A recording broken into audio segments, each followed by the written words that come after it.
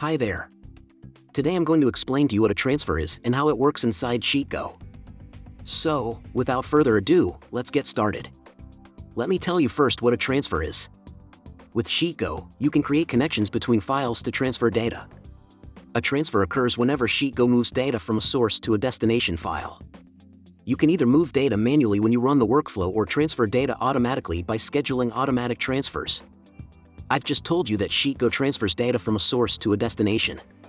So what is a source? A source is a tab in a spreadsheet in Google Sheets or Excel, a CSV or TSV file, or one big query table. And what is a destination?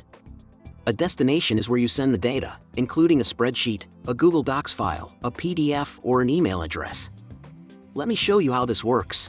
So here's an example of a workflow I've created to merge data from multiple spreadsheets into a single worksheet. As you can see, I'm merging data from these 4 spreadsheets, which are my source files, into this master spreadsheet, which is my destination file. There are 4 different connections, so the workflow will use 4 transfers whenever it is executed. If I head over to the workflow view, I'll be able to schedule automatic transfers and estimate how many transfers I'll use per month. Let's say I want to schedule automatic transfers.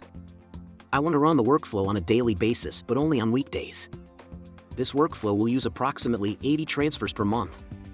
As I add new connections, the workflow will use more transfers.